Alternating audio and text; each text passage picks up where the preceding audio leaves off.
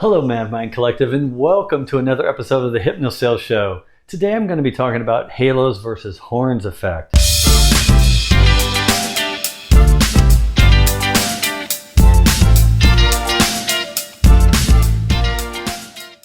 And some of you that I've worked with in the past, you know I've used this. I probably taught you this already, but some of you might be new and you've never heard of this. And if that's the case, if you remember it, then hopefully it'll be a good reminder for you if you already know this, and you can share this video with other people that you think could use this this lesson. And for those that are new to this, I think you might find this useful, a different way to look at things, and maybe figure out a way to have these customer-facing experiences, these customer-facing engagements, more fruitful engagements, much easier, faster, more effective engagements with your customers, clients, and prospects. Understanding the halos and horns effect. So this is something I learned a long time ago. Like my first job I had was electronic data systems, or EDS. That's what they were called back then. They ended up getting acquired by HP, and the headquarters is here in Dallas, Texas, where I live here in Dallas, Texas area.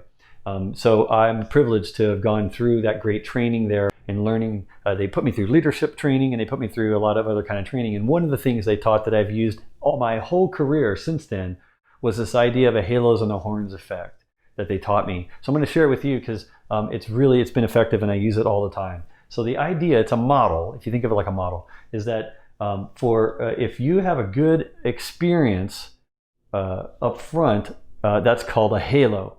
And what this is really happening in the hypnotic, from a hypnotic level, in the subconscious level, what's happening is, if subconsciously you have an expectation, okay, subconsciously you have an association of things, and then therefore you have an expected response or an expectation for something.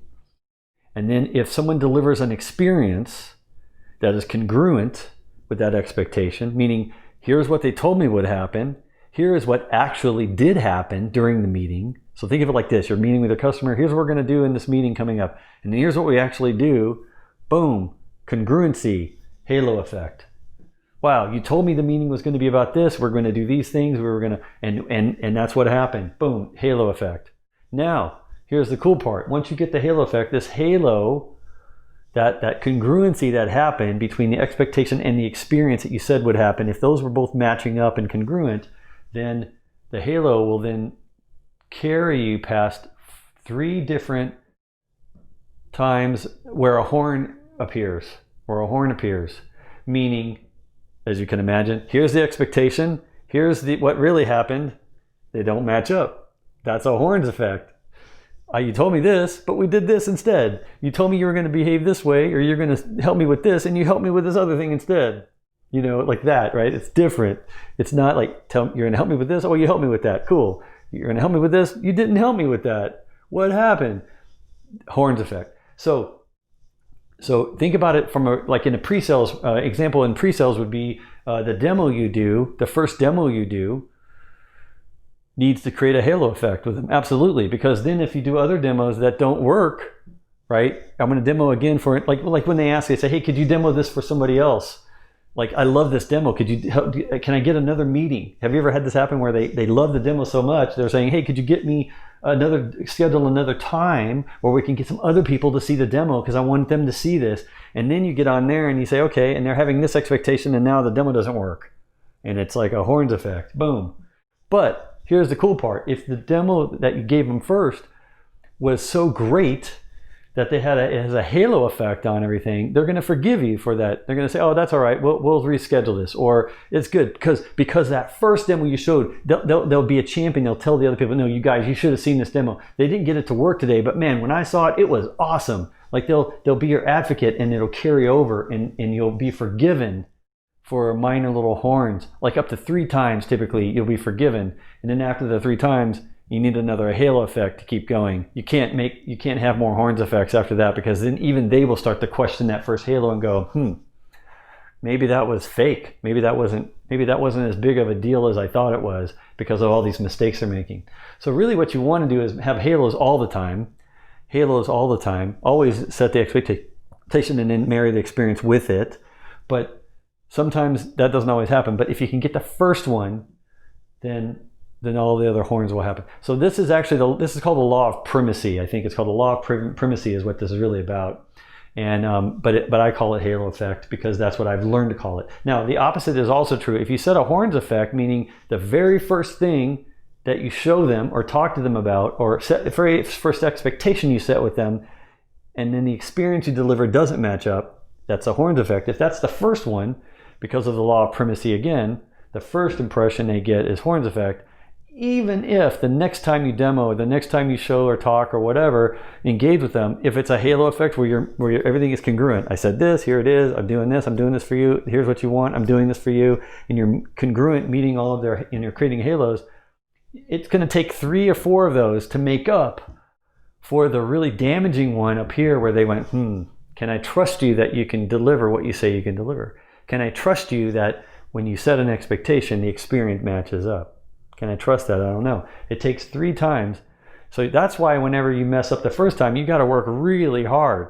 Really, it's really difficult to like have these in a row. But you end up, that's why sometimes you can salvage a process and get them through, and they'll end up purchasing anyway because you end up creating a bunch of halos effects that then carry you over and kind of make up for this.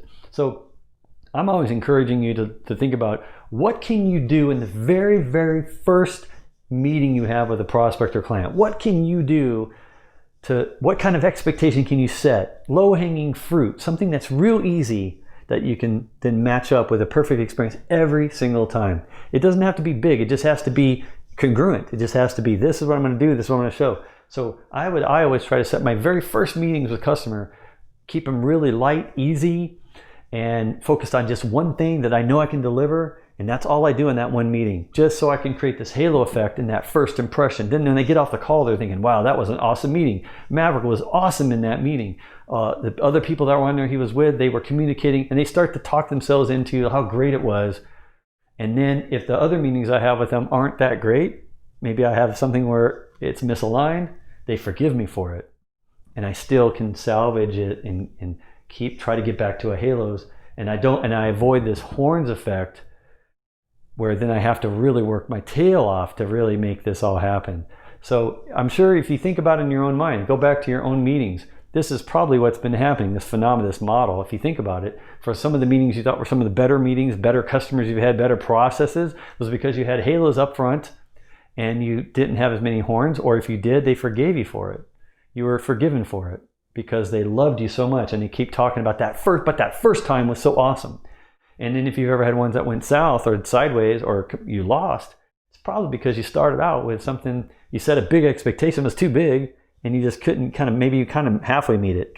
Maybe it's a little bit congruent, but there's still part of it here not matching up. They're not liking that. They're going to go with another vendor, go with another, even a worse product than yours. They'll choose that over yours because their engagement with that company, that vendor, is doing this and creating halo effects. That's why. And that's also why you end up winning business from, if you think about it, from other competitors. When someone goes with a competitor, they have a halo up front, but then they buy the product and then they get all these horns, right? And then it becomes like this. But then this is not happening with that competitor.